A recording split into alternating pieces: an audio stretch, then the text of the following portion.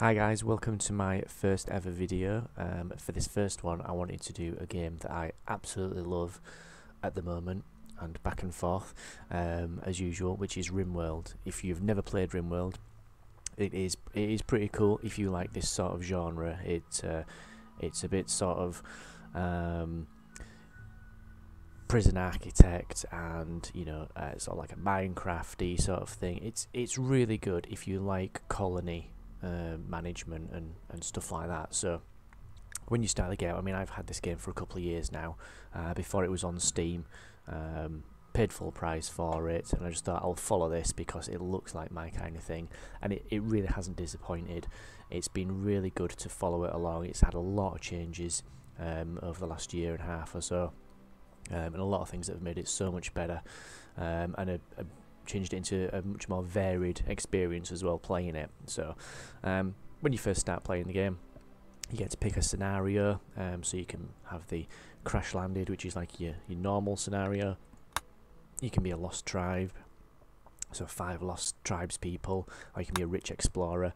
Each one that you pick changes your starting items and bits and pieces, so we'll go with the standard one for now. Okay, and then this is one of the really good things about it. You get to pick your AI storyteller, which creates the events like it says, pirate raids, resource drops, etc. And they're very different. Cassandra Classic is a steadily increasing curve and challenge and tension. Phoebe Chillax, Phoebe gives a lot of time between disasters, and then Randy Random just basically mixes it all up. But on top of that, you then get to pick what sort of style you like to play. Do you want it peaceful, so there's absolutely nothing major threat going on? Do you want to have a bit of time between things, so you've got time to build up your base, a bit of challenge? You want it rough, intense, extreme? And you can play with permadeath as well. So we'll go for some challenge because it's kind of middle of the road, and I don't like it too extreme.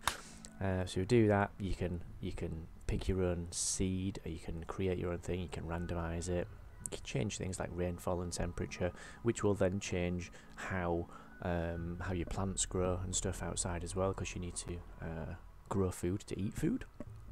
And then it basically generates the entire world based on the parameters that you have set down in the game. So once the game world has created, you go onto this screen and you select a landing site. So this is the whole world, as you can see, and there's places all over, and there are tribes, there's these guys here. These are a tribe. The skull and crossbones are sort of pirate tribes and whatnot. But as you zoom into it, you start to see how big the map actually is, because it's the tiny little hexes that are actually the squares that you would play on. So one hex would be the screen that's going to be your entire map. So just to put that into perspective, if you zoom back out, you see how many thousands and thousands of hexes that there are. There's absolutely loads. So I always like to just go select a random site. That's great. You can find out about it down here. Tells you bits and pieces, tells you what stones are going to be there, tells you your winter temperature, your summer temperature, the growing period, so that's the only time that you can grow plants. The temperatures are a really good thing to look at as well, because obviously if it's like icy cold all the time, your people are going to need warm clothes. If it's really hot all the time, there's going to be a lot of people very hot, getting really knocked off basically. So things to take into consideration. And then you get to pick all your characters. So it selects a few for you, and these are the ones that it leaves behind. So these are like ones that you can pick from if you like, and you can randomize them up. You can change the names, and it gives you all their basic skills. These are all the things that go on in your colony. So people are going to be shooting bad guys and animals to kill them, and melee attacking. Social skills for interacting. Animal skills, so that you can actually talk to animals, train them, befriend them. Medicine skills, so you can be a doctor, so you can look after your people. Cooking, obviously, so you can make food for people. Your construction skill, so how good you are at building stuff. Growing is obviously planting, growing, and growing all your crops. Mining, pretty self-explanatory. Artistic and crafting, so these are all your things like making things out of various products and materials, and your intellectual there is calculating and using logic. So when you've picked your 3 characters, like I say, you can swap and choose them about, and obviously it gives you different traits, so it tells you what they're like. So she's slothful, so her global work speed is reduced.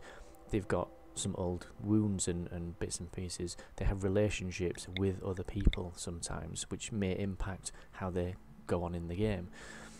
So we'll start the game off and see what happens.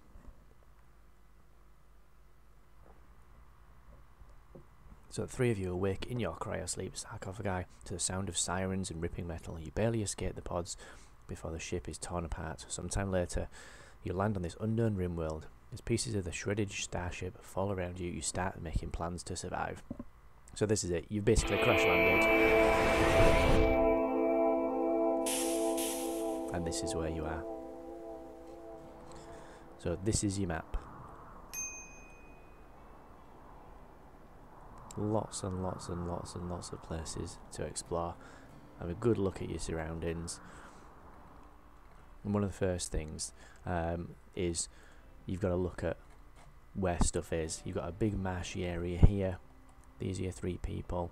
These are the things that you landed with out of your spacecraft. You've got a lot of trees which you can chop down to make stuff. You've got some buildings already established here. That's good because it means that you can just crack straight on and go live in them. And you'll be wanting planting areas, the better planting areas for growing crops and whatnot are these rich soil areas and fertile soil areas. So one of the first things I always do, everything that's got red crosses next to them you cannot interact with. So anything that's got a red cross, like these logs, you can double click, get them to pick them all up and click on those so that they start picking them all up. Basically anything that's got a red cross, get it interacted with. So you've got some medicine here. Work out which one of you guys is a good shooter. None of them. Apart from just she's the best, so I'll give her the rifle. This guy is better at melee, so he can get the knife. And this guy here is kind of a bit better at shooting, so he can have that other gun. Big of those, big of those.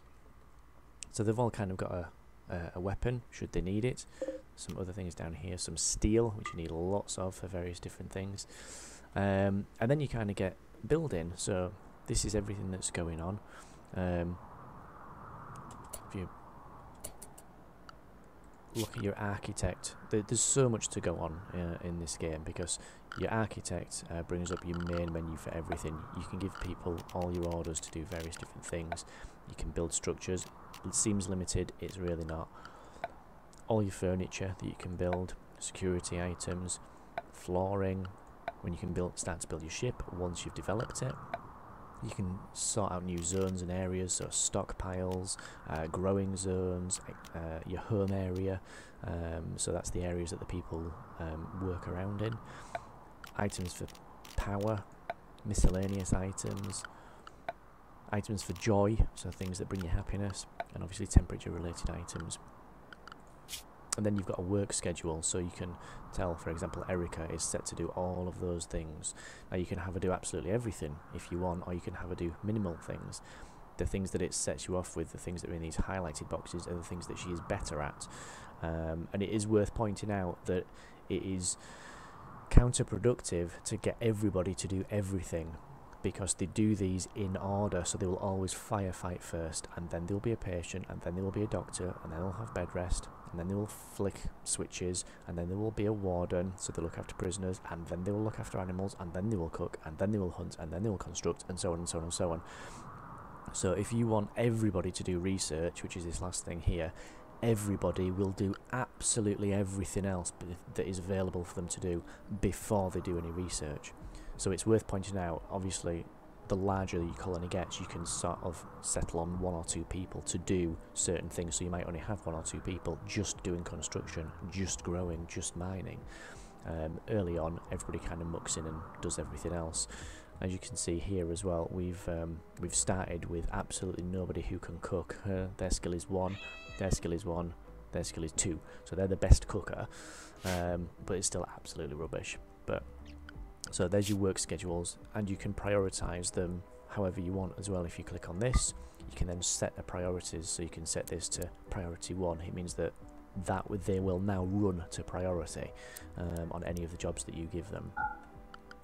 You can restrict the time schedules of people, so they can do various different things at various different times of day. So you've got quite a lot of scope with, you know, running your colony. You can assign people to have different outfits and what drugs they take, like medicine and whatnot at any time. Any animals that you have in your colony, you can have them here. So this is Snowman the cat. He's got unrestricted access to the whole colony, or you can put him in just the home area, or you can create an animal area, which is what I like to do. Create an animal area that's got all your food for your animals and housing for your animals, and then they just stay in there and you can raise your animals. This is your research tree. Now you cannot research until you've built a research bench, but once you do, you can research this whole thing. The green stuff is the stuff that you've already got researched, and the rest of it just takes points. You want to research a recurve bow, you click on research, it will go up. Once you research that, you can move on to great bows, and on and on and on. They're all sort of linked together, and there is a lot of stuff to keep you busy on there.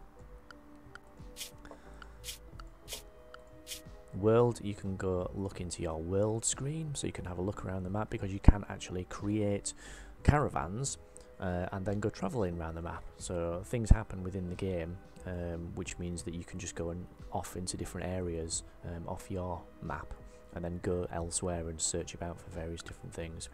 Your history just tells you kind of what's been going on in the game, all the different factions that are sort of nearby, and then you obviously your general menu options. So one of the first things I like to do is kind of get cracking with what it tells you over here. These are the things that kind of need to happen very quickly. We need colonist beds, so we either need to make beds or find somewhere to sleep. We're just sort of wandering around in the wilderness at the moment. So best thing to do, find somewhere like a nice building like this one over here, and you kind of just make it your own. So we claim it, we'll stick a door on it, keep us nice and warm, and everywhere you hover as well, it tells you the current time, the temperature outdoors, what the sky's like, the time, the date, etc. And these are your calendar times over here.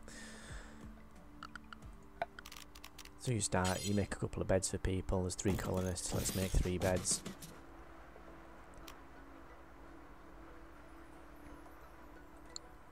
Let's start making a door straight away.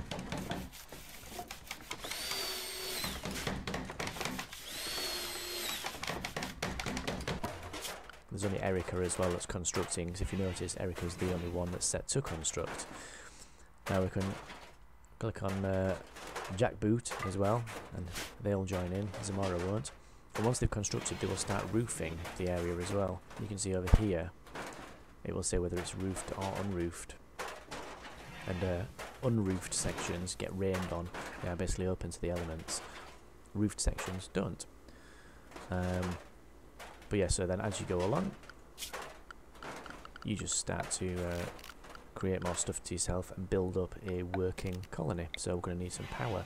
So what we'll do is we'll create a solar battery. These are all just going in random places, by the way. I wouldn't normally set out my colony quite like this.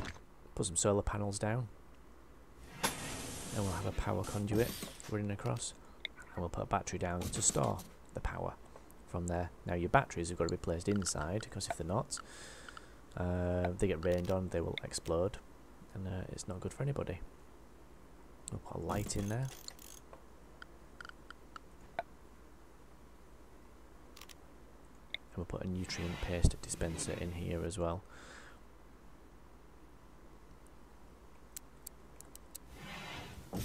It's like the worst house that anybody's ever lived in ever.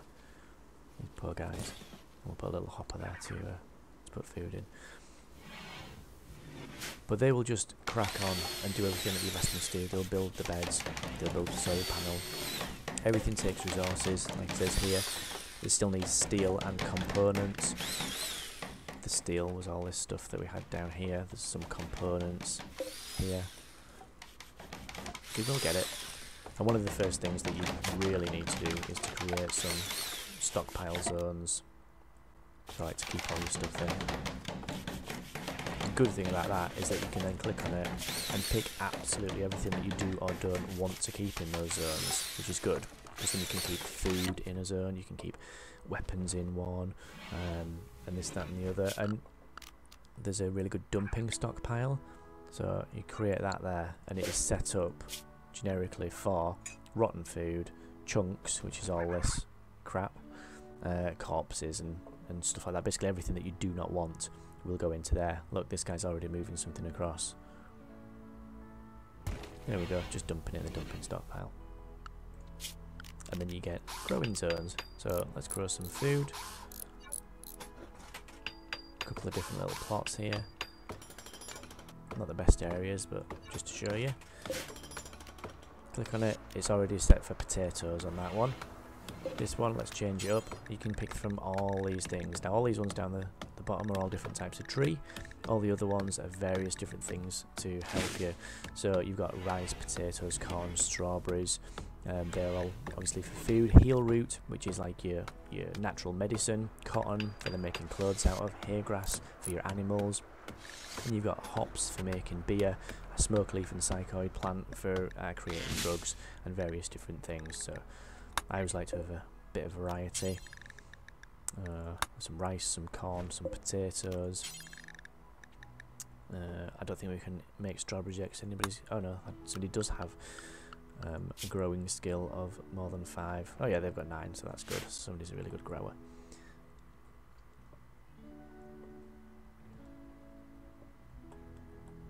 But the game just progresses, you know, it is really good. They just get on with everything, and stuff just happens to you, you know, depending on how you've set your difficulty levels. Things will just happen randomly, you know. Pirate raiders will turn up in the very early stages of the game. The pirate raiders and the bandit attacks it's like one guy with a club or one guy with a knife, and they're pretty easy to take out. But when you do need to sort of react on those sort of things, you click on your guys, you draft them into the army. Let's find out where she is. There's Zamora. You just make her walk about to where you need her to walk, and then you can go and shoot some bad guys. Or if you needed to go and shoot some animals, fire at the ibex ram. There you go. And there's lots of calculations that go on, apparently, behind the scenes for this shooting. This is why they are notoriously crap at shooting. And even if you shoot once, that ibex ram, it's injured, but it's going to take a while to actually kill it if she even ever hits it again. And then sometimes the animals, you know, retaliate. They do come after you, and certainly certain herds of animals retaliate as well and come after you. So, yeah, basically that's how you shoot. So this is what you do for animals that you want to kill, and then, you know, you can then kill the animals, take it back, skin it. Once you've created like butchering tables and cooking stoves and things, and it just progresses, and you build up and build up and build up, and it's just, I guess the end game is to build a spaceship and escape off the planet. I've never got that far. I love restarting this game. I am, as the name suggests, is pretty fickle with games. I love playing this game, and then I always get to a certain point and I go, oh, I could do that better, I could do this differently, I could try this, and I'll just start again. But I must have started this game 20 or 30 times.